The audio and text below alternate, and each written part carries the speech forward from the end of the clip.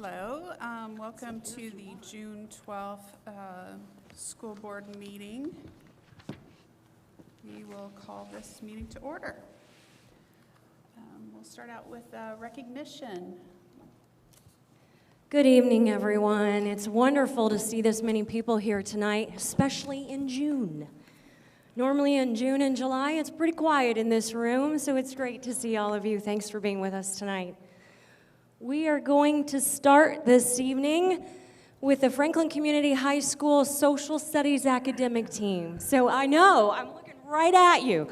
So when I say your names, please go ahead and come forward. You will have, Dr. Clendenning has your certificates and your enviable pencils, and we will go ahead and kick off tonight. So our Franklin Community High School Social Studies academic team. This team is the 2023 Indiana Academic Super Bowl State Champion. So could the state champions please come forward? Liam Clark, Luke Bromley, Jaden Crisafulli, Noah Woods, you're already standing, Noah, and Sean Greider. Congratulations to our state champions. The team is coached by Angela Koontz. Angela, come on down. Congratulations.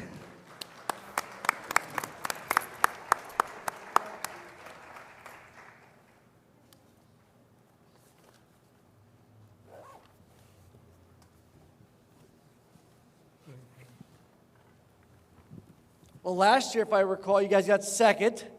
So congratulations on stepping up and winning the entire thing. That's a great accomplishment in the year. We're going to have you introduce yourselves, and if you graduated, tell us where you're headed, and we just want to say congratulations on a job well done. Yeah, I'm Liam Clark. I'm a senior. Well, I was a senior. I guess I graduated. I'm going to Purdue to study biology next semester. Hi, my name is Jaden Crisafulli. I also graduated just like Liam, and I'm going to Rhodes College in Memphis, Tennessee to study politics and economics. Hi, I'm Noah Woods, and I am yet to escape. Hi, Luke Bromley, also yet to escape.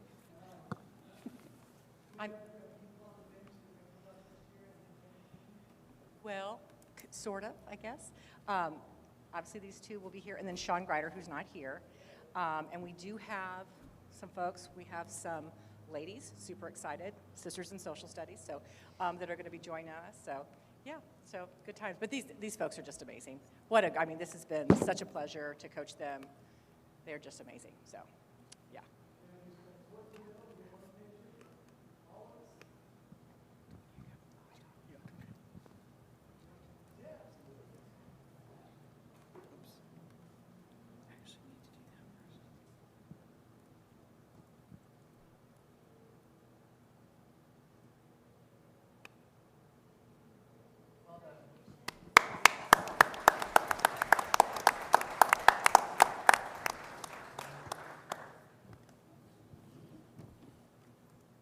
Congratulations once again, and congratulations again to our coaches, our teachers, and to our family. We know you're all a key part of that support network, so thank you so much.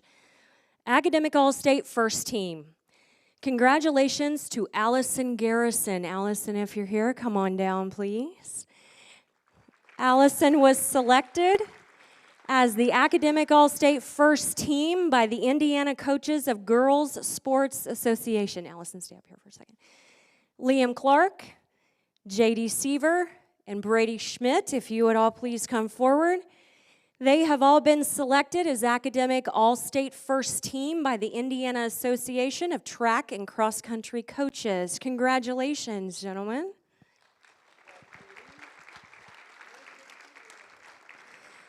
And Corinne Daymeyer for being selected. Corinne, if you're here, please come forward.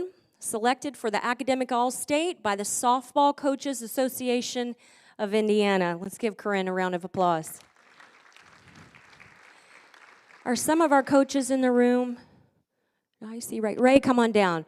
Ray is our boys and girls cross country, track coach, also coaches cross country. Ray, come on down. Thanks so much for your service. Let's please give them all a round of applause.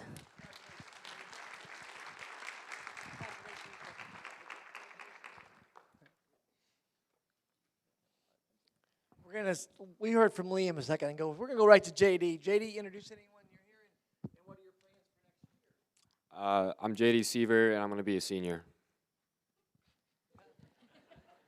I'm Allison Garrison, and I'm going to Trine University to study exercise science. We'll get a picture.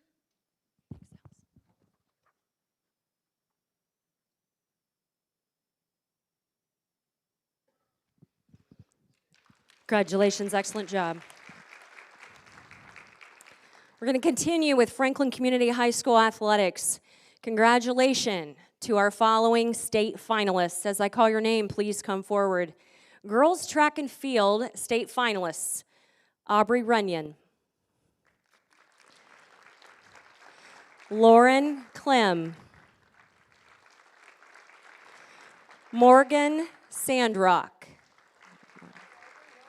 and Brooke Kaufman.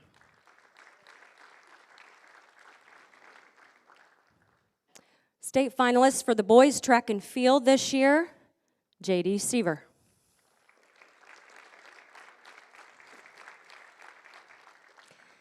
Girls tennis, please come forward as I call your name. Riley Wilkinson. Riley is first team All-State. Chelsea Rail, honorable mention. Emma Williams, honorable mention. Kate Pennick, second team All-State. Kennedy Urban, second team All-State. Aylin Hendricks, first team All-State. And Marnie Moore, first team All-State. Congratulations to our student athletes, coaches, and our families. Thank you so much. Great job, everybody. Congratulations.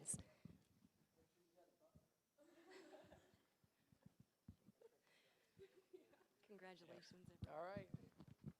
We're going to start with the track, and then we'll finish up with the girls' tennis. Track had a great meet. JD, I have one question for you. Do you run more like Dr. Seaver or like your other grandfather? Actually, I texted Dr. Seaver after you did your ninth place finish, and I said, congratulations, he runs after you. And he said, no, he runs after his other grandfather. So, no, congratulations. Yeah, but no, it's really great. We had a great season. I know he was seated 25th going in, and he finished 9th, and he had a great run, so well done. And for the girls, also had a big event. Morgan and Brooke finished 7th and 8th, respectively. They did a great job in high jump, and it was good to see them. I know Aubrey had 2 races as well as Brooke. In the 300, Aubrey did well. Although when I saw her after her first one, I don't think she was very happy. So she said, thank you, and just walked away. But Coach, well done. Well done. The girls' tennis, the best ever in our history. Outstanding. Yeah. And it was very nice to be up there with Carmel and compete against St. Joe. I know each of them probably would tell you a story, but it was so fun to watch them on those days go out and really just compete and play well. I will have to tell you, if you're going to take someone to war with you, go ahead and take Kate and Kennedy. They had no fear. Kennedy decided to hit the girl in the head, But no, it was great just to see everybody compete. And probably the best part on both of our student athletes, they represented our district quite well. They were wonderful, just sports people to cheer and celebrate. And it really made, I think, from the coaching side, the administration side, very proud to see you represent all of us. So job well done. Congratulations. Well done. Oh, we're going to have this picture first.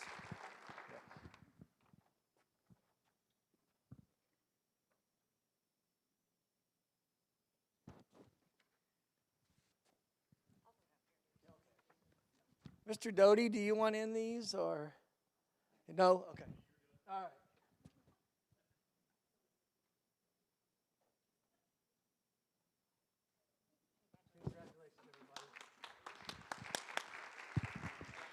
Excellent work.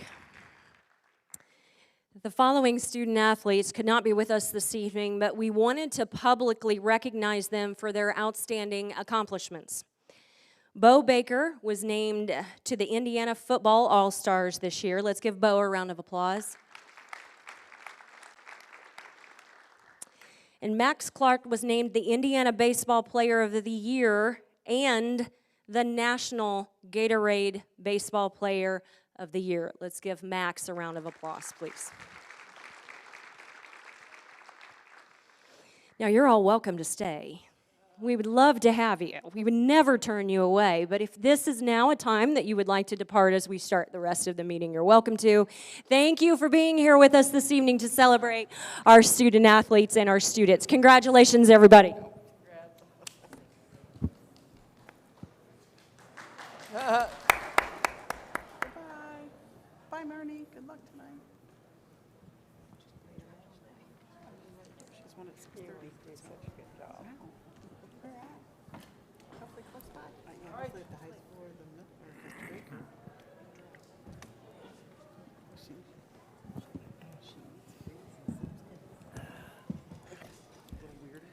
Well done, Dr. Warland.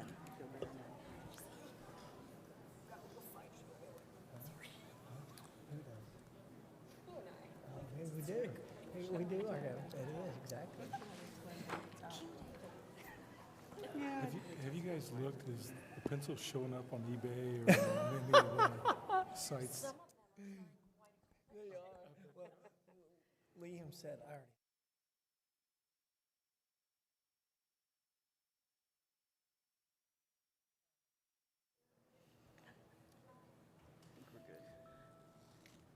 Okay, we will move to the consent agenda.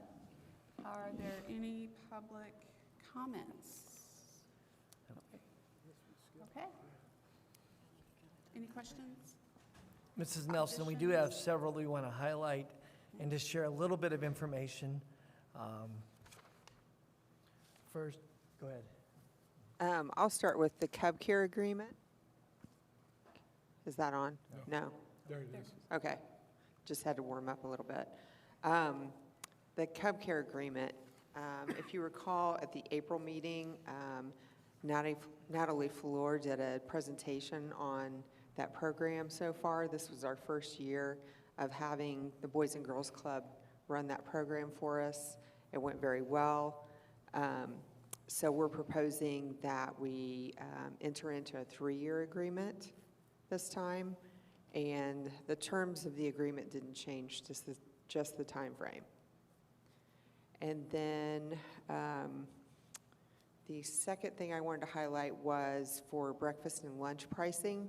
We did increase those rates last year, but we found those were right on target where we needed to be. So we are proposing no increases for this next school year. Mr. Sewell, do you want to review the tennis court repairs? I know there was a significant issue that needs to be brought forth to the board.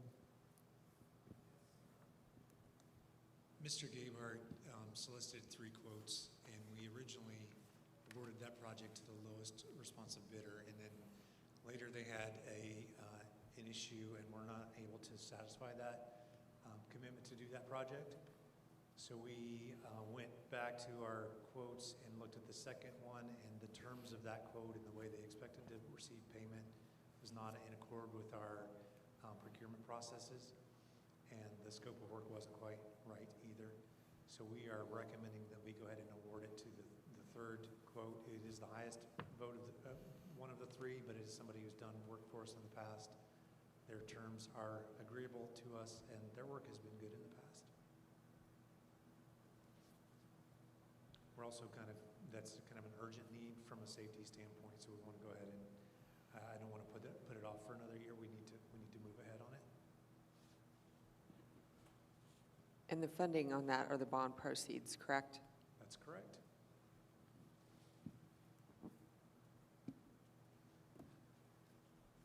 Also in personnel, we do have 2 retirements.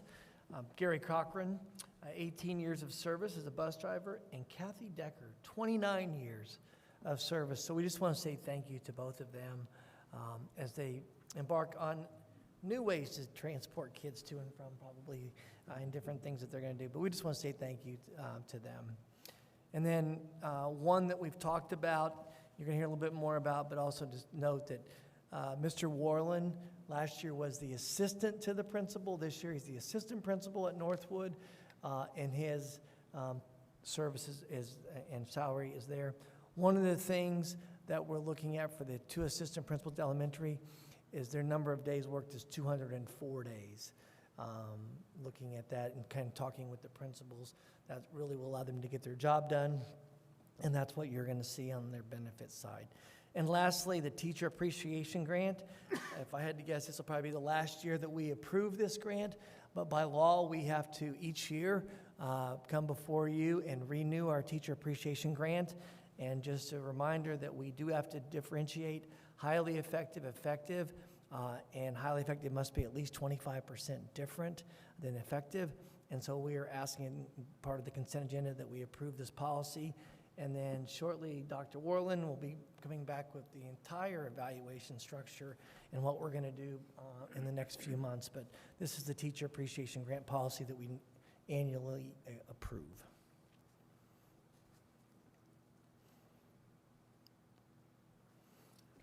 Move to approve. I'll second. Okay, all those in favor, say aye. Aye. Opposed? Okay, the motion passes. Moving on to the superintendent reports. Energy report by Mr. Bright.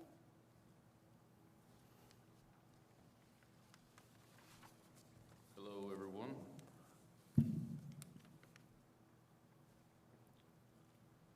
Briefly, with the overview, everything's basically the same as it has been. Get ECAs for the 2 of us.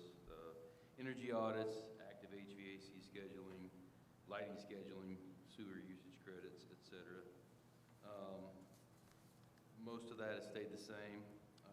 The more interesting stuff would be in the executive cost. The trend lines are helpful to show us what a typical year looks like for monthly cost. 20 and 18 and 19 closely track in the middle. 2020 shows obviously much lower. We were shut down for a long period of time.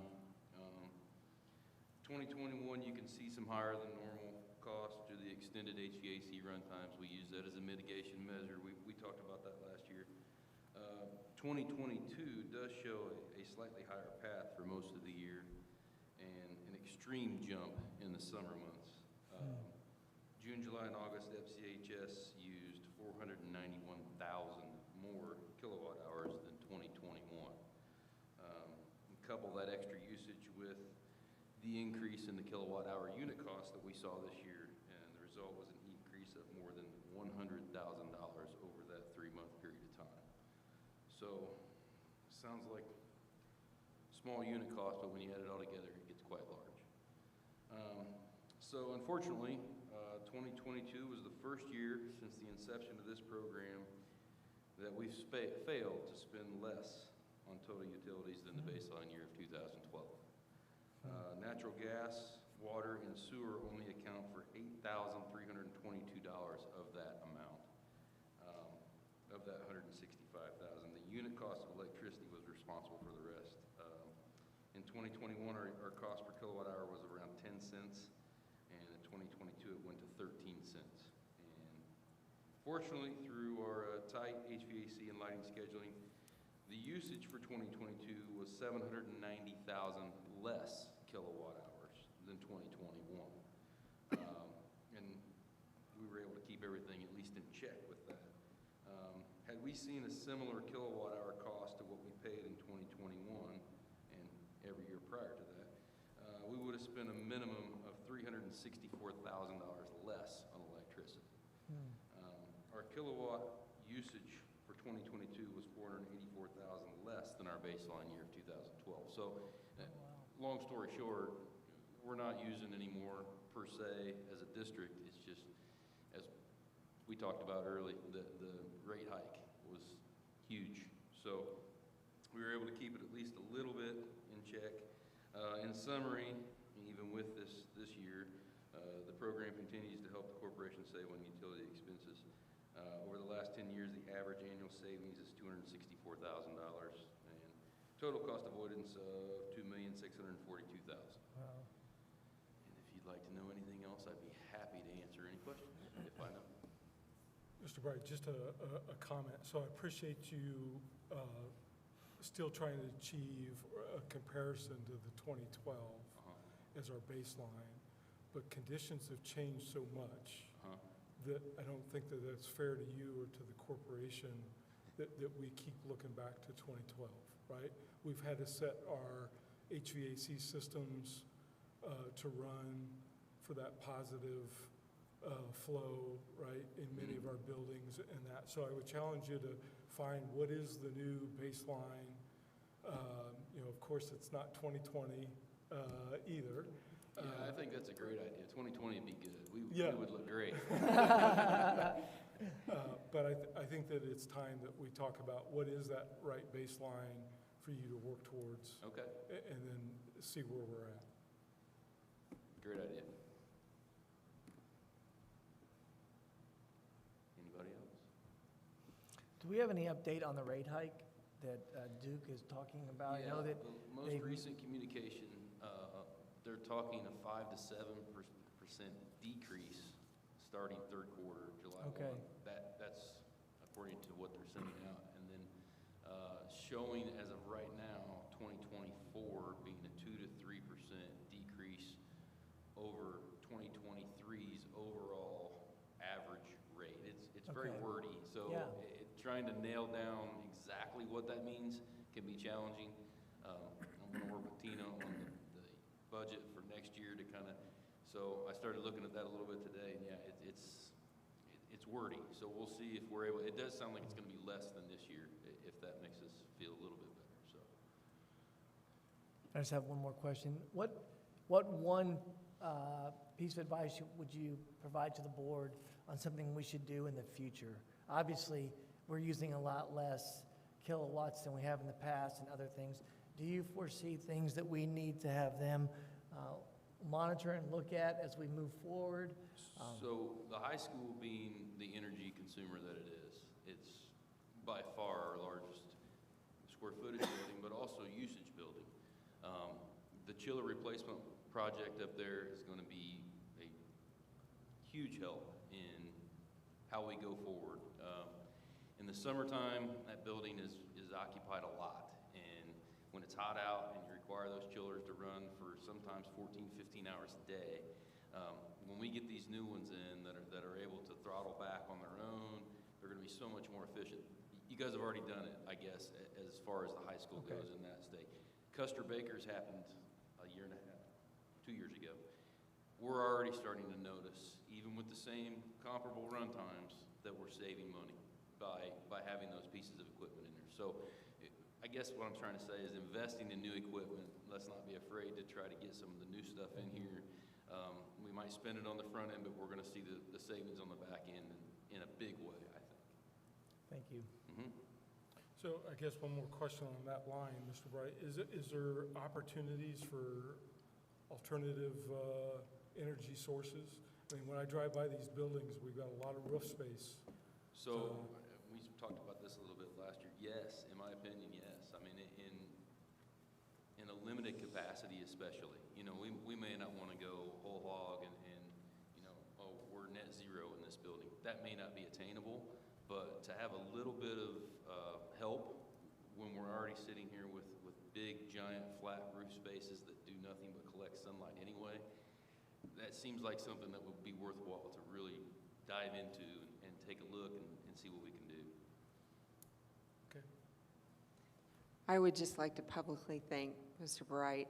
He helps me out each June on forecasting our utilities, which is a big ticket item. So I appreciate his expertise and willingness to dive into the details of this. You're welcome, and thank you. And I think we're pretty close usually, aren't we? We are pretty close. You're good at this. Sometimes it's depressing how much it is. But we're right on target. Yes, ma'am. Yes, ma'am. Yeah. Thank you very much. Yeah, thank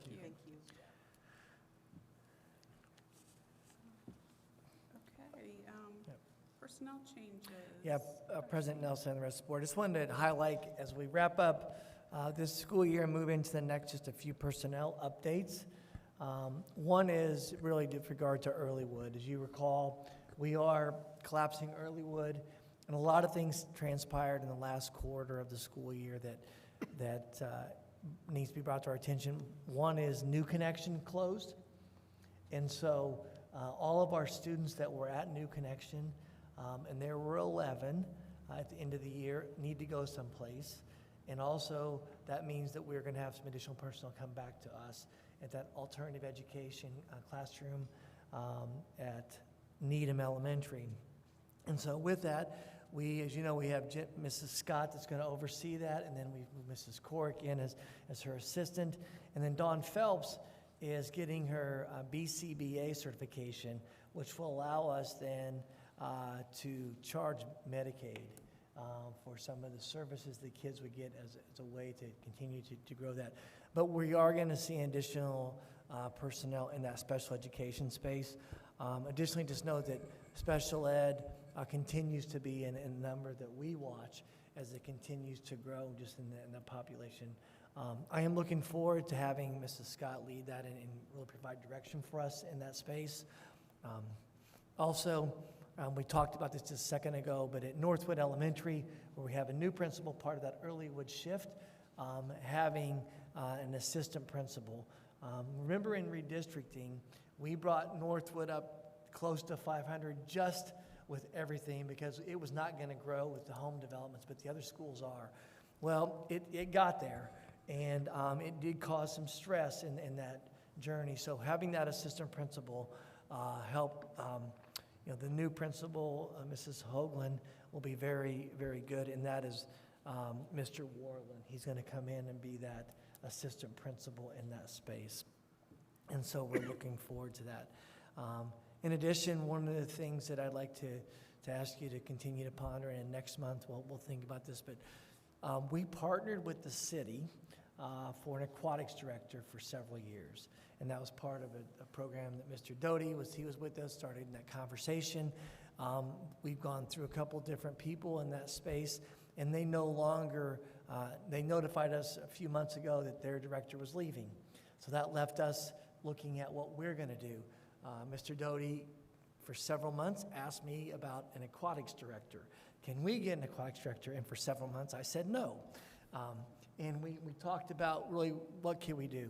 Well, I think looking at the city leaving that partnership with us, as well as some of the things that have transpired, we need to make sure that we can control the aquatics facility that we have, making sure we have the right personnel in there. In addition, we're looking at a facilities manager in general. And so we're going to look at marrying those two jobs together as an aquatics director, facility manager. For us, they would direct report to Mr. Doty in this new configuration. And I do believe that I think it is time that we do take control back of our aquatics director and the programming from the city.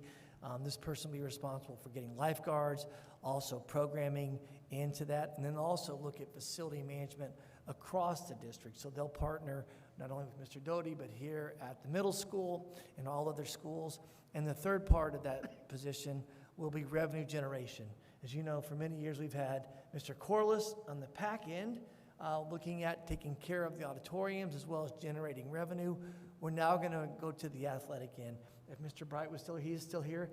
Several days, he's told Mr. Sewell, you guys are giving away money. You're doing things that are great, but we need to do some things probably differently. And part of it, we just didn't have the personnel in the space. Mr. Doty's team was, obviously there's Mr. Call and Mr. Doty in here. Mr. Harris is by himself in this building as well as overseeing the elementary. So with this new person, they're going to get revenue generation on the athletic end added to their responsibility. And so with that, I would ask that you and continue to think about that. And then next month, we will post that. So I think we will post a job. I will tell you that we have narrowed in on a person who I think can do the job quite well. It's just a matter of then bringing it to the board for recommendation and moving forward with that. On the teaching side, we do have a fifth grade teacher at CBIS that is now open, and that position will probably be a temporary position. As you know, that we partner with Lilly and Marian University for literacy cadre, and we've had coaches now for literacy. Because they're on a grant, we're going to have some of those positions be placeholders for them after 2 years to go back into the classroom or whatever. Well, this fifth grade spot is kind of moving around because it wasn't going to be at Webb, and then it started off at Northwood. And so now it's going to be up at CBIS. That will be a position, but it was created because of that literacy cadre. And the last one that I just want to highlight is that we did receive our Title I funding pre-app. And this year we saw an increase of over $200,000 in Title I. I think you're going to see more hands on deck to help the elementary buildings.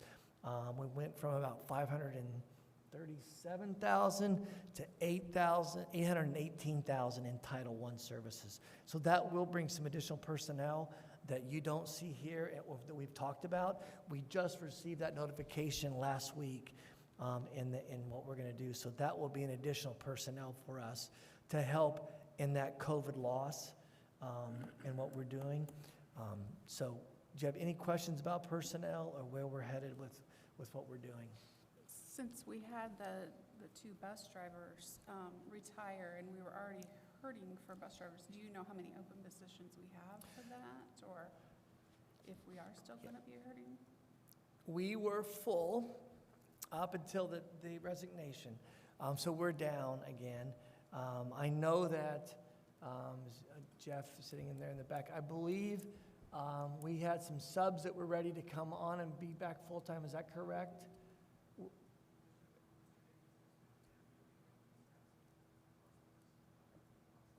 Okay. So we're short.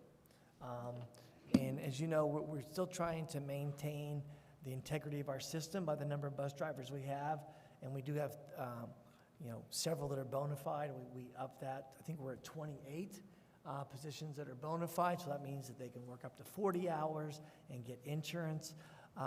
But it's still tight. We need to make sure if anybody wants to drive, please come and drive for us in that space. It looks like we have 3 full-time positions open and 3 reserve positions open right now.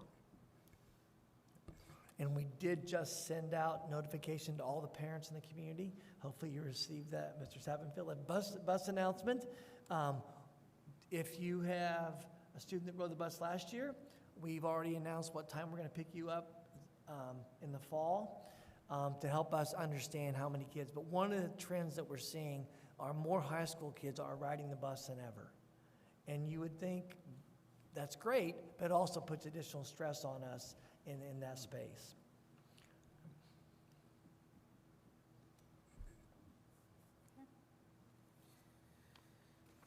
All right, thank you. Thank you. We'll move along to the action items. Any public comments on action items? Okay. Let's see, we have a recommendation to hire Executive Director of Operations. Yes, thank you, President Nelson. Tonight, I'm pleased to recommend that Mr. Benji Betts be recommended for the Executive Director of Operations for our school district. Mr. Sewell, I want to thank him publicly again for what he's done for us as he has passed the baton to Mr. Betts. We're looking forward to having that. Benji comes to us from Clark Pleasant School District, where he served as the building principal for the last 4 years. And then prior to that, he was at Center Grove, and before that, he was with us. He's kind of been like Johnny Cash. He's been everywhere. But we're excited to have him come back to us. He brings a lot of experience on the academic curricular side, and that's going to be great as we think about what facilities we need to function in this new world coming out of COVID. Benji knows a lot of people, and he's going to be able to come in and on the people side, get up and going quickly. over the next several days, he'll get to know some of the new faces that we have. But tonight, the first step is for you to make a decision, and I'm recommending that Mr. Betts be our next Executive Director of Operations. I'll move for approval. Second. Okay, all those, what was I going to say? All those in favor, please say aye. Aye. Opposed? Okay. Mr. Betts is Welcome. here in the audience today. Welcome. So, Mr. Betts, thank you. Welcome, Mr. Betts. Congratulations. Congratulations, yeah.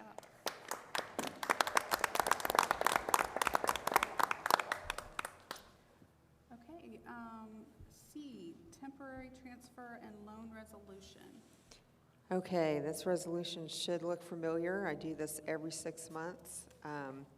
As you know, we cannot close the fiscal year with accounts in the negative balance, and we have a $1.4 million deficit in textbook rental, thanks to a couple of adoptions that happened last summer. So we are asking for approval to transfer that amount from rainy day funds to textbook rental, and then it will be back in rainy day funds by July 31st. Make a motion to approve. Second. Okay, all those in favor, say aye. Aye. Opposed? Okay, it passes. Next is the YBOT contract. As you may recall from last month, we discussed the YBOT device. We find more and more devices being on our wireless network, so much so that we're buying fewer switches. There's fewer network ports that we need active. That's great. The hard part is diagnosing it when there's issues at hand. Plugging into the network and kind of monitoring that is easier than trying to figure out the signals in the air. And so I would request approval to purchase these set of devices to help us analyze our network when there's issues.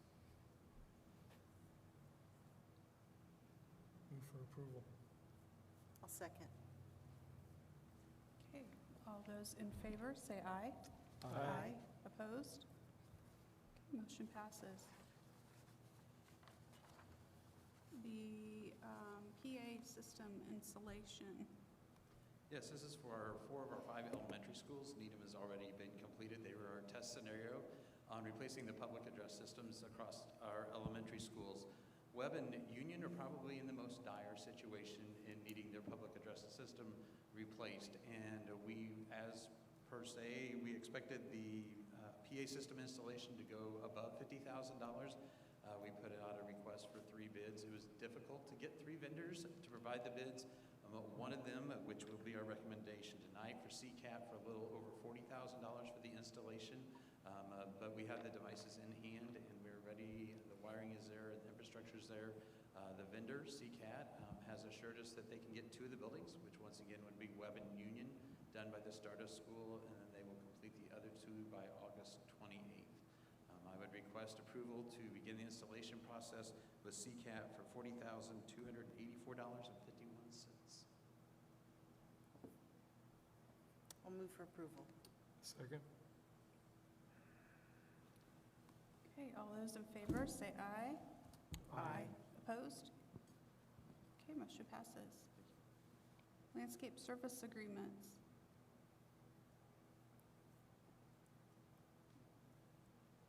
Good evening. Last month, I brought the Brightview contract to your attention.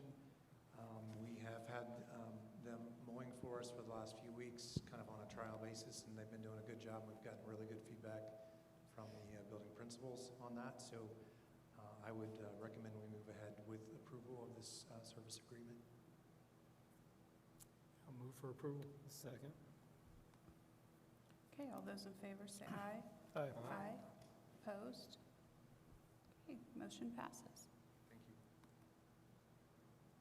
And the Bobcat of Indy letter of agreement. Thank you, Mrs. Nelson. This is a letter of agreement for us to use a quad. If you're familiar with the Bobcat or the Gator, it would be that at the high school, that type of Gator, if you're familiar with John Deere. It's very similar to what we did with Hubler Automotive Group in their sponsorship.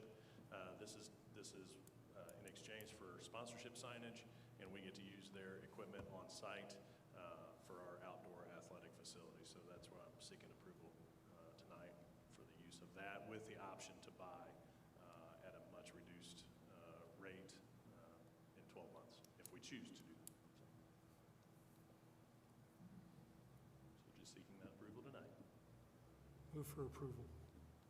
Second. All those in favor, say aye. Aye. Opposed? Okay, motion Thank you. passes. And Centerstone MOU. President Nelson, I'm going to take that one. Kim had a conflict this evening. Mrs. Sperling presented this last month. There have been no changes. As just a reminder, this is an additional service provider for therapy and skills for students who are on the wait list for adult and child. There is no cost to the district. This is for families with Medicaid resources. Roger has reviewed and approved the MOU, and the partnership is with the Greenwood office. I'll move for approval. Second. All those in favor, say aye. Aye. Opposed? Motion passes. Okay, we'll move along to the discussion items. Curricular resources. President Nelson, we're entering a new world with curricular resources. So we are going to see how this goes. Tina smiles. So she just mentioned textbook adoption in that account. Just to clarify, historically, when you threw me under the bus. When we adopt on a 6-year cycle. So we pay everything up front, but we don't charge it to families. We're not allowed to by law to charge them more than a quarter of the cost of those resources. So we traditionally do it, like most school districts, over a 6-year period. So by nature, we are always in the hole if we have adopted, unless we just pause for a while and don't adopt. Tina and I have lots of conversations about textbook rental. There's a change in the process moving forward. In the last legislative session, going into effect in July 1 is a change to how we charge, or not, in this case, families for curricular resources. So we will, and Roger and I had a conversation today, we will no longer be charging families for textbooks, Chromebooks, those traditional rental items. We are also interpreting the law to include what we would traditionally consider as corp fees, meaning those items or materials that you would need in an ag class, a science class, engineering class, facts, family and consumer science class, because those items are normally items that you need to access the curriculum. So we're interpreting the law. We've received some Q&A information from the states, been fairly vague, but this is how at this point we're interpreting the guidance we've received. It's similar guidance that Tina has received from her colleagues at IDOE. So we believe this is the best way to proceed. If it changes, we will come back and let you know what has changed. So I'm going to start with the fee document. You're going to notice instead of multiple pages, there's one page, and there are 2 fees. Now, what we are allowed to charge families are items that are lost or destroyed. So we currently have a process for Chromebooks, library books, textbooks. If you lose it, the dog eats it, or it drowns in the bathtub, whatever the case may be. Families come in, we allow you to purchase a new book. Those processes won't change. The 2 items the middle school has asked us to include are items that students, as you would see, you would receive your lanyard, you would receive 2. If you need a 3rd, you would need to come in and pay that replacement cost. Same with their playbook. We'll give you one, but if we need to replace it, it will be a $2 charge. So those are the only fees that we're bringing before you, because they're the only fees that we would be asking you to charge to families if they need to be replaced. Are there any questions on the fees side? Okay. There's another document that's attached that says adoption. So customarily, I come before you with a few items each year that are out of sequence in a formal adoption cycle, which is traditionally every 6 years. So last year, we adopted social studies. Remember that? Okay. And mathematics, I think. We did 2 in 1 year. I made Tina's year last year. The year before that, it was ELA, right? So we have a cycle. In that year, we did not adopt last year economics because the new resource was not yet published. They published it this year, and the data was so old, the faculty had asked, can we wait 1 year to see that the information's more current, more relatable for kids? So you'll see economics in this list. You will also see, and I'm actually kind of starting at the back and coming forward, you will also see a novel that one of our English courses, Themes in Literature, would like to add to their curriculum, The Importance of Being Earnest, so you'll see that one on there. The next group you will see, as you move from the back to the front, are the high school, well, no, let me back up. The college textbooks that accompany the courses that you've already approved through the Indiana College Core partnership with Indiana University. If you'll remember, a month or so ago, we approved that partnership. So you've approved all of the classes. These are now the textbooks from the college faculty that we've received. I will have one change for next month. Just this morning, I heard from the faculty at IU for the business book. So there is a business course in the list that you approved a month or so ago. There is a book, Business Foundations, A Changing World by McGraw-Hill, that I will add to this document for next month. So I do want to let you know I just heard from them this morning.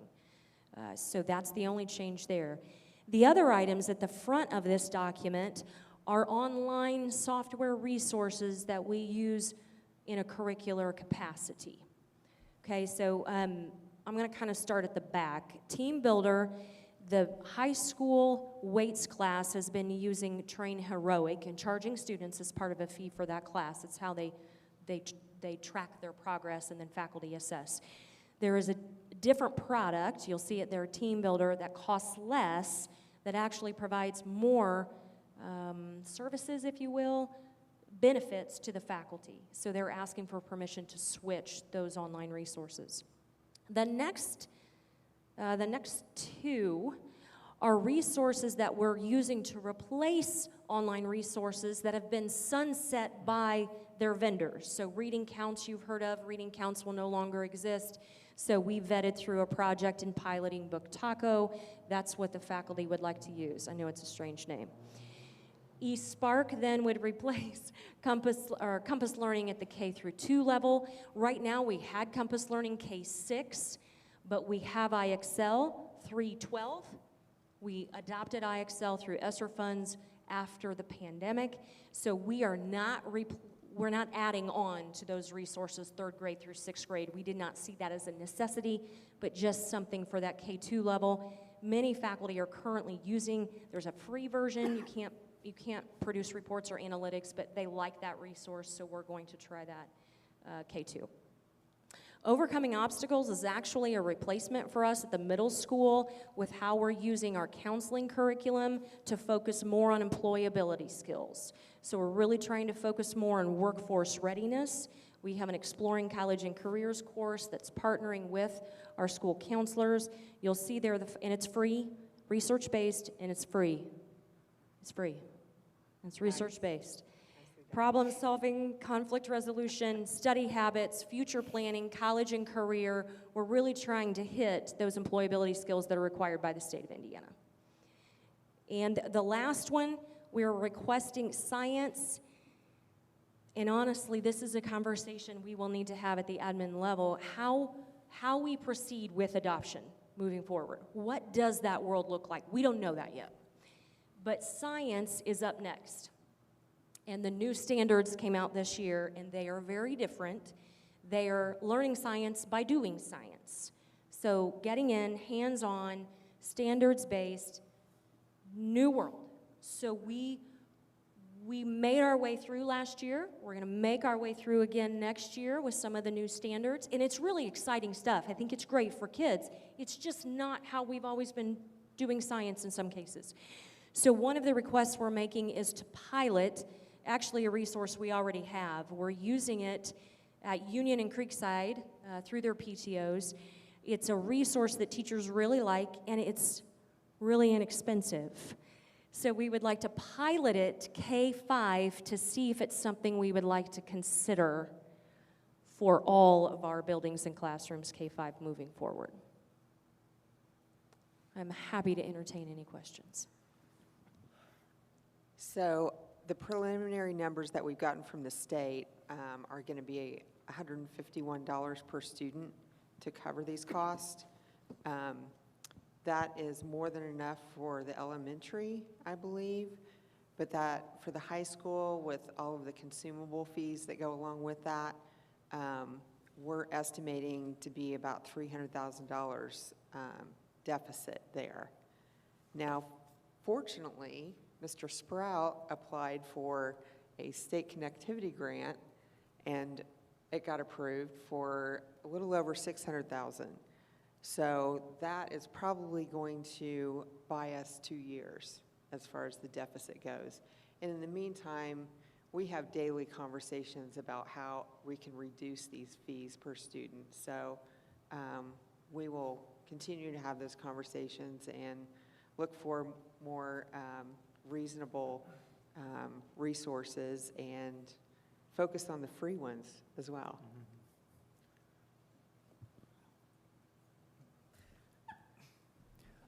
Another significant change is at the college level. If all the kids normally would buy their own college textbook. And we've never had to pay a dime for those. It was all mom and dad paid the full, like when we all went to college, right? We paid for the book, we could then turn around and sell it at the end of the year, whatever. That is not the case. And that's why you're seeing these courses come on board, and that we're gonna have to charge and buy that money. That's the guidance we're presently getting. Wouldn't it be wonderful it changes? There's some conversation about saying, well, it's partially a college class because they get college credit, it's partially our class. That is not the guidance we're getting. However, if it changes, that will change and reduce some of the costs. But those are some of the other nuances. You know, when Governor Holcomb said, we're going to provide free textbooks to families, there were a lot of unintended consequences. For us, $300,000 in fees. And I will tell you, across the board, and you heard from our local council, that it's intended to be free. It's not just textbooks. And so they've done a great job of really looking at that. And as you can see, we're only going to do replacement cost. I would note that Chromebook issues, if someone breaks their Chromebook, that could also be charged back to the parents. And that would be a much bigger cost if that were to be the case for that. I would say if anything changes, it's going to be around the college courses, because when they first started talking about this, the guidance was to push that back to the university to collect those textbook fees. Now it's become ours again, so I think there'll be some pushback on that.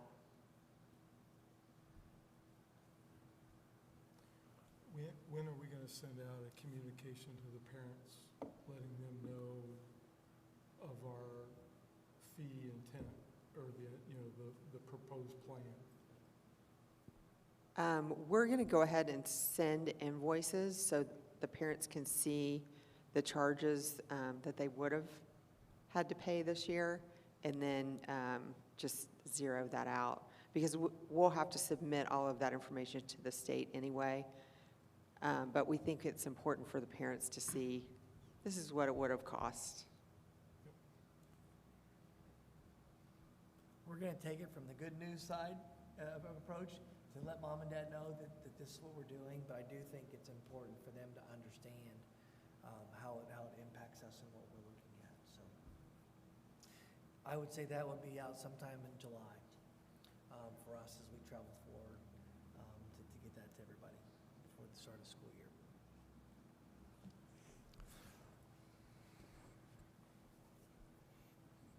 Okay, thank you for that information. We'll move along to the RISE agreement. Yeah, we're going to tag team this one. Ms. Joe Gross is going to talk about the finance side, and I'm going to talk about the logistics side. As you recall, a few minutes ago, I talked about us closing New Connection at Earlywood in the last quarter of the school year, the semester. One of the things then it was having us look at how do we best serve the students that were in New Connection. and a partnership with RISE was created. And RISE is housed in Perry Township. It's at their own school. Tina Brooke and I traveled up there to see the facility, to look at it, to have questions, as well as Mrs. Scott. And then we took Mrs. Holman and Mr. Ahaus up to look at the facility.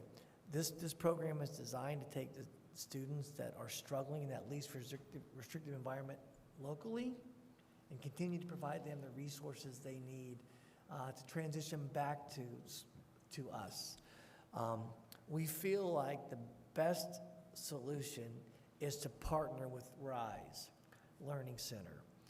And so I've asked Tina to work with their CFO to come up with an agreement that we can both live with. I will tell you that the services are highly effective in their quality services, but there will be a cost. We will be applying for excess cost to the state, but there's still a cost. And at this time, Tina's going to talk about that. Yes, we had a couple of options. The first option was a $2 million buy-in to the cooperative. And after we picked ourselves up off the floor, we scanned the second option, which was to pay for 2 extra seats every year. So those 2 extra seats will cost us a little over $100,000. We did a financial analysis, and even, after 20 years in the agreement, we couldn't have recovered that $2 million down payment. So we opted for option 2. So we are proposing to enter into an agreement that will provide us a minimum of 8 seats and a maximum of 15 seats. So that means we'll pay for at least 10 or a maximum of 17. Okay. We do apply to the state for excess cost, so each of those seats will cost us around $26,000. And that is pretty much equal to what we're paying at New Connections. So really the additional cost are those 2 extra seats that we are committing to enter into this agreement. It's a great facility. I really think it's a good place for us to be able to place our students. So I think it's well worth the investment. And they are experts at the behavior, so I think this will be a great partnership. So do we have opportunities in the future to grow those seats, or is that a locked number? We will, and even I think during the year, if there are more seats available for us to have placements, they will open that up, but they're only willing to commit to a maximum of 15. Okay. How are kids transported? Transportation to that facility? Yes, we have to transport them there. How do we do a bus? How does that work? Bus. Okay. Mm-hmm. We presently have 4 students that attend RISE, and they get transported up on a daily basis. And so obviously we'll have more students on that bus, and that's one thing that Mr. Dickinson is looking at, and looking at our needs for transportation. As you just heard, we're 3 short, and how does that impact us? Because it does, it takes about probably 30 minutes on the bus to get up to it. The address is, it's right behind the high school. It's on that same campus, so as you try to get there. But to get there, you have to take, you take Shelby up and then in one of the smaller roads. So it's going to take a little bit to get there. And so transportation will be one area that we're not including in the cost right here, but there will be a cost to us transporting the kids. I should add that Mr. Young reviewed this agreement, recommended an indemnity clause that RISE did agree to, so that has been reflected in this revised agreement.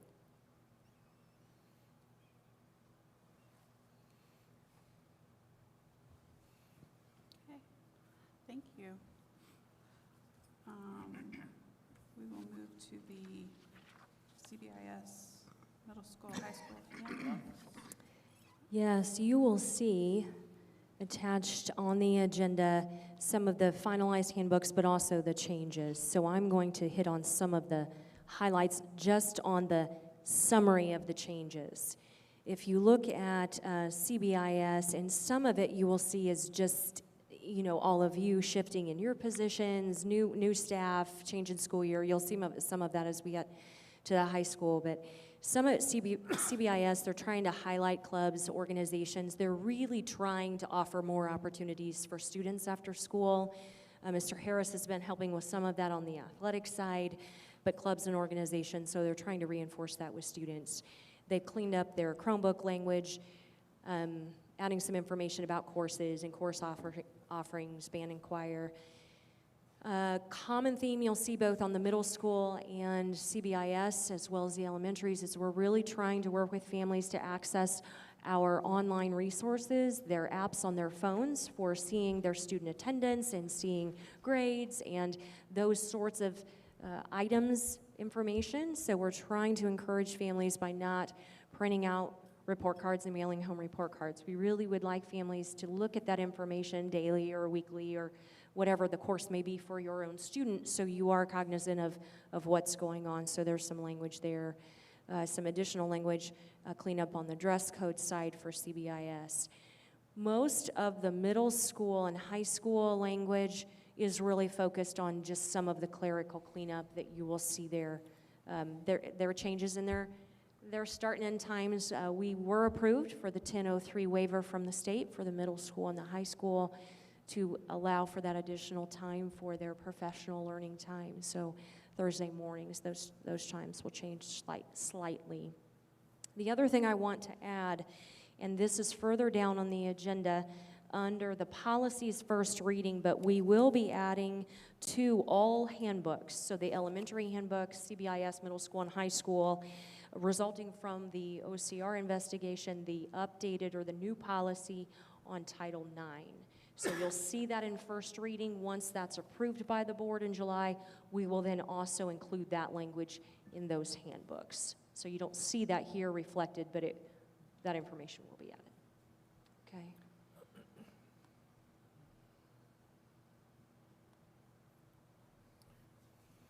Just a comment, if we could, for the minutes, the high school handbook is not included on here. We've got the summary of changes, but the handbook's not there. If we could add that for the minutes. Thank you. Thanks, Donna. Okay, we'll move along to the salary benefit schedule adjunct teacher. Yes, thank you, President Nelson. If you recall, a year ago, the legislators provided a way that you could hire an adjunct teacher for the first time.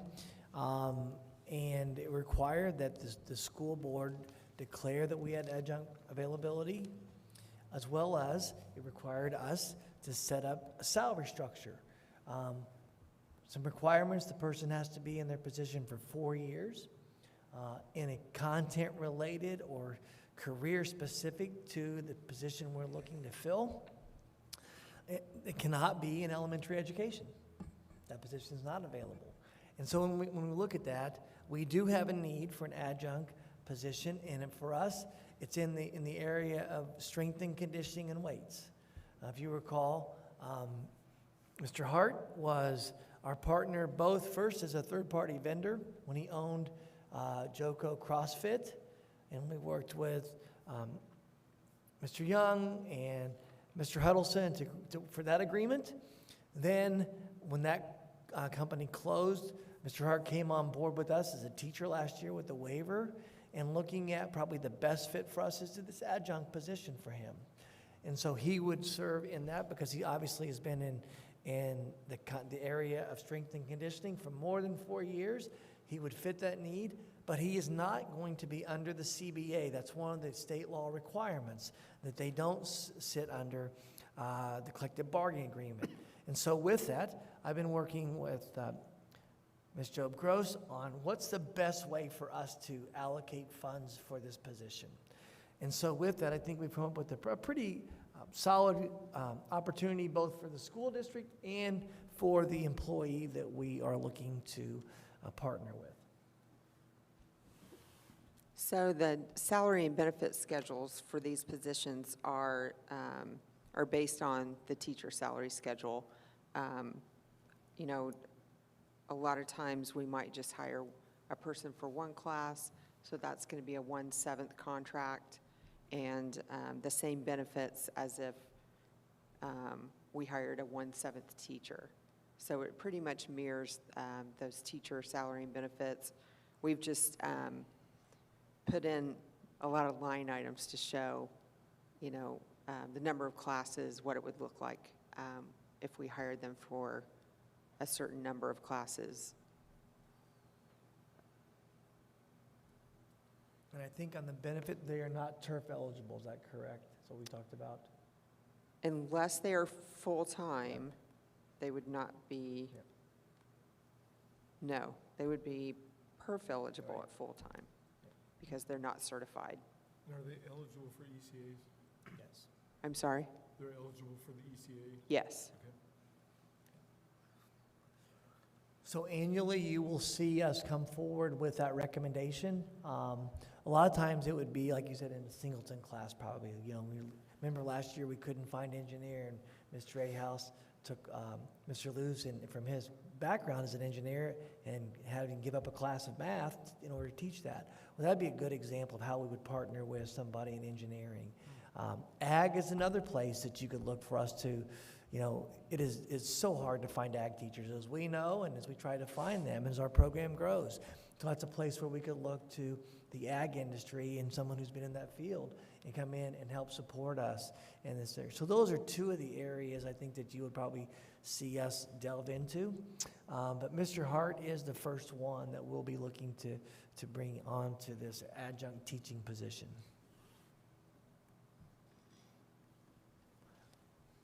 Okay. The Verbalocity agreement. All right, this is mine. I'm excited about this one. This is our keynote speaker for our back-to-school event on July 31st. I saw this gentleman present at IASBO last year, and the theme is Tell Me Something Good. And he's a motivational speaker, focuses on positive attitude and what that can do with your culture. So we're proposing to hire him to come in as our keynote. I would note that First Financial Bank, First Merchants Bank, our bank, pledged $3,000 for this speaker. So that brought us down to $6,000, and we will pay that remainder with employer of choice funds. Any questions? You guys should come. It's going to be really good.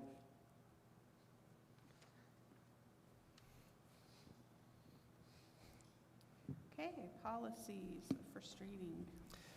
Yes, as Dr. Worland highlighted, recently we did have a mediation with Office of Civil Rights regarding Title IX, and one of the agreements that we came up with was to revise our non-discrimination on basis of sex education programs or athletics, so policy 2286. And the information that you see there is the agreement from our Neola policy that we had previously. It's actually streamlined. They cut out several words to make it more applicable for us to understand. In addition, this will be placed in the handbooks, as Dr. Worland mentioned, as well as on Parent Square. I'm talking with Ms. Betts already about how we're going to do that. And lastly, with Mr. Sprout, we will have this policy available for students as an icon on their Chromebooks as part of the agreement. But tonight, in the first reading, just so you know why we're changing that. In addition, policy 5722 is one that was about, 15 pages long, and it had a lot of, if you choose this, you need to do this, and if you do this, then you make sure you do that. So we sent 15 pages to Mr. Young and asked him to come and talk to Dr. Worland and I, and we've narrowed that one down substantially. to how we would go about any newspaper or publication at the high school or middle school. So we're asking for first reading on that. And then 6550, this is one for our CFO. All right. Well, it's come to our attention, and I actually experienced this myself traveling to IASBO. Our per diem rates are woefully behind with inflation, and some of our teachers and administrators are traveling to larger cities with higher costs for meals and things like that. So we have revisited the travel policy, and actually I pulled some of the administrative detail over to the policy because the per diem wasn't even spelled out in the policy. So the recommendation is to go from, we had it split out, the per diem, into breakfast at $15, lunch at $20, and dinner at $30. We would like to just combine that into a daily per diem rate of $100. That way the employee has some discretion. If they want to skip breakfast and have a great lunch, then they can do that. The other change that I made, the policy stated that every time the mileage rate changed, that I would bring that back to the school board. Historically, we have just gone along with the federal reimbursement rate. So in January, when that typically changes, we just reset the clock. So I've reworded the policy to reflect that we'll just go with the federal rate. And I think that is it. Thank you. Also, regarding policies, I mentioned this in Friday notes, but in July, I would like for us to have an extended conversation about staying with Neola. I think it's going to be my recommendation that we leave Neola. As you can see, a lot of the information here is very wordy. It's sometimes very difficult that we've got to navigate. And then if we don't follow our policy as we have written, that could be a significant issue for us. I've talked to Mr. Young, and I sought his counsel. The two vendors that are available beyond Neola are ISBA, which you're a member with that, and then also Churchill, and Antrim. Both of those do the policies. Part of the OCR agreement that we partner with our insurance was Church, so you're seeing what that would look like through Church. I believe Clark Pleasant recently went with ISBA, and so they were successful in that. So I think we're going to change out of Neil is what I'm saying. I know Mr. Sappenfield serves as your contact on first readings, and he'll have one more opportunity before we leave to come up and go through those with Dr. Worland and I. But I just think overall it would be a better use of our time, as well as being able to deliver better policies to all of our community. So with that, like I said, I've talked to Roger about that, and I think he liked looking at ISBA and kind of some of the things that they have provided in the past for us. So we'll get both of those a chance to review and then come with a recommendation probably as early as the August board meeting. I did have one more ask. I'm hoping that the board will consider approving this effective June 1st. We had a big group of teachers and administrative staff go to Vegas last week, and they were unable to meet the per diem rate, so that kind of prompted this request. So I'm hoping that you'll consider to go back to June 1st so we can adequately compensate them.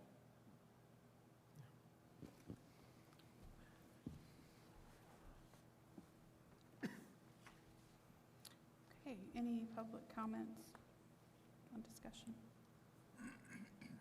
Okay. Board comments. I'd like to extend a thank you to Mr. Sewell for your time here with the school corporation. I know when you started, we threw you right into the fire pit with the EPA and our water plume issue that we had at Webb and Needham, and you led us through many of those activities. And then soon after, we had COVID, and all your advice was very helpful to the board.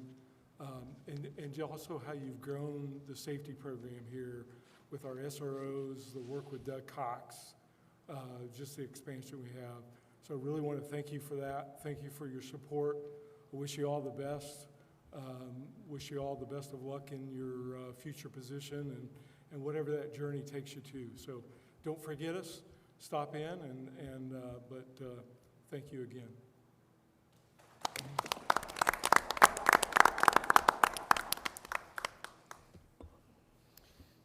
And then I'd like to give just a little update on C9. This past Thursday, we did pass the budget for next year. It is an 8.91% increase, which includes teacher and support staff salary increases. It is lower than the 11.5% they initially wanted to go with, so they reworked some of the numbers and got it down to 8.91%. So, and I did send those budgets. I sent those to you guys in email. So, any other board comments? Administration comments? Yes. Mr. Young brought for us this before the board meeting. In the past, we have approved the MOU with the city with regard of running of an event in July. And Roger does such a good job of an indemnification for us, making sure that we don't take on somebody else's liability and says, hey, you're going to pay for everything. Well, in the document that we previously had, we thought we had changed the wording, and Roger found it today that we had not. And so, Roger, do you want to just quickly highlight that? Well, yeah, but more fundamental than that, I did not see that on the agenda. Yeah, did you approve it? When did we approve? Did we approve this last board meeting, or when was it? I don't think it's not in the. It should have been, but it's not. So I think that's another area that we have to look at. Is that correct? Well, do I understand it correctly that it has not been approved by the board? That has not been approved. Okay, this is something that would have to be approved by Yes. the board under any circumstances, Right. regardless of the language. I am sure that the city and I can come to terms on appropriate language. We did last year, and so there's no reason to think why we won't do it again this year. I suspect possibly an old form was used, I don't know. I would recommend that the board authorize or understand that Dr. Clendending will execute this agreement on behalf of the board once it's been revised, and then the board should ratify that action by official action at its next regular meeting. So if that's acceptable to everyone, the event's on July 4th. You're not going to meet before then. Right. So it's a worthy event. I think the school corporation should have a seat at that table. About the only way to do it is to let me correct the language, let Dr. Clendending execute it, and then ratify that act at the next meeting. That's fair. I also just want to thank Roger for really looking over those. I know tonight you've heard two different occasions where the indemnification clause came into play. A third one was our literacy cadre with Marian University. And in their language, we were going to take all the responsibility for everything that happened in the literacy program. Roger, we talked about that, highlighted, and actually he wrote the language that we have inserted in that, and I sent it back to Marian, and they fully accepted all of Roger's language. So thank you very much for continuing to look out that we don't take on more liability than we should in anything that would happen. So thank you. You're welcome. Let me just add something. This is not a purely academic exercise. Many of the contracts that I read, the way the indemnification language is written, it compels you to assume an uninsured and uninsurable risk. That's the problem. I don't have problems with you assuming risks as long as you have insurance coverage for them. Excuse me. So I've spoken to Dr. Clendending about this, and I've spoken to John, and we have also spoken to Lisa Tanzel and Terry Spratt. I ran into them at the ISBA School Law Seminar last week. We are going to, and then I talked to Lisa later last week, we're going to try and make a legislative effort at the next session to get some language enacted into law that makes it against public policy to demand that school corporations enter into indemnification agreements that require indemnification of vendors in the absence of school corporation negligence. I can tell you that that type of language is currently found in the design-build contract law. Representative Torr put that in about 3 or 4 years ago, and for the life of me, I don't know why it was limited only to design-build contracts. It should, in my opinion, be applicable to all contracts entered into by Indiana political subdivisions, not only schools, but every other governmental entity. So in any event, Dr. Clendenning's authorized that we undertake this initiative, and I've already started on it. So I'm very hopeful that a year from now, we won't be having these conversations about indemnification language because we're going to get it fixed through legislation. So there you go. Thank you. Just one update from me on the bond refunding.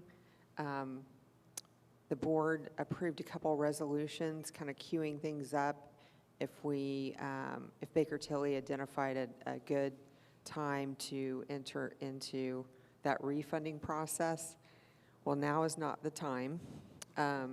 They contacted me last week. They're looking at interest rates right now of 3.85 to 3.9, and that will not result in any savings. So they will continue to watch the market and let us know later this year if there is a good time to enter into that process. But now, for now, we're going to simmer on it.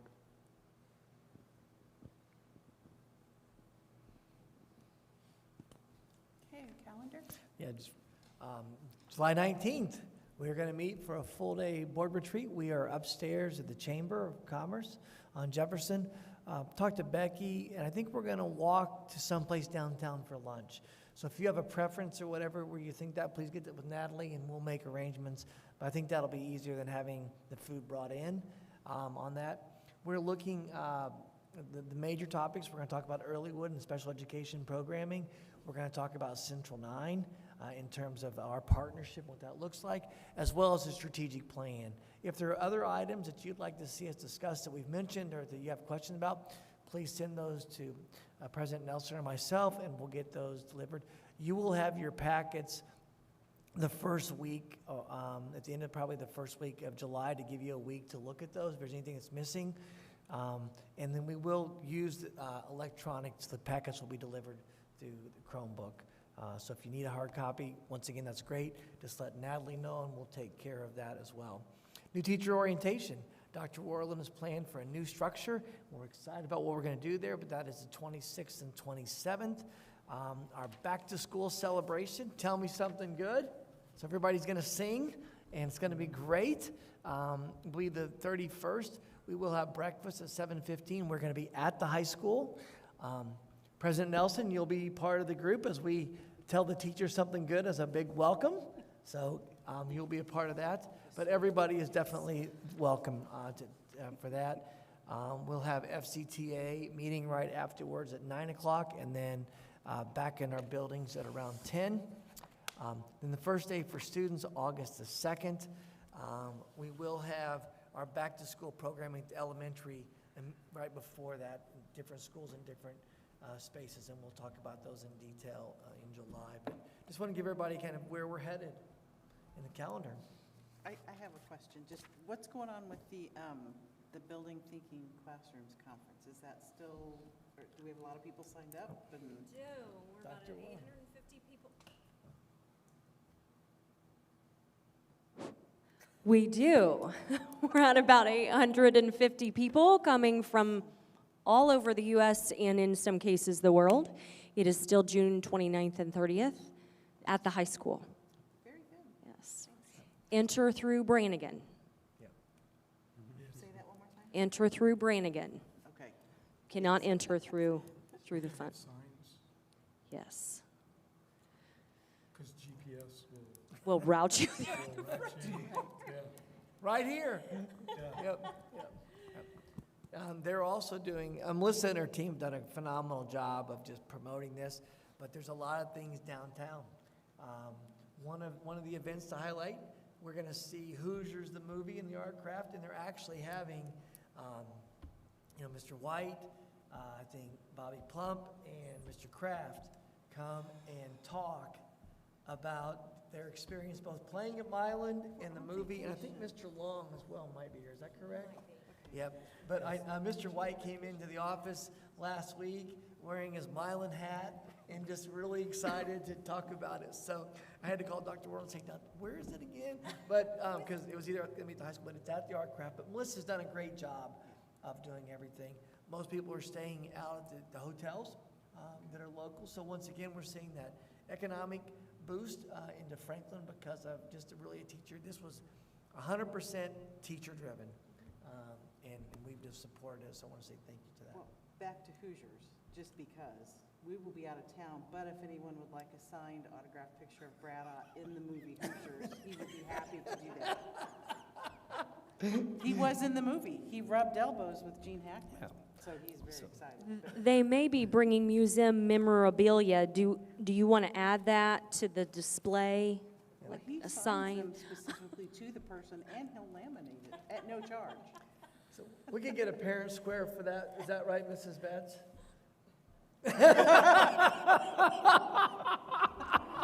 Good answer. Yeah, just say no. Yep. Thank you. We'll do that. All right. Well, that will conclude all the items on the calendar. Okay. Do you have a motion for adjournment? Okay, we are adjourned. Thank you, everyone.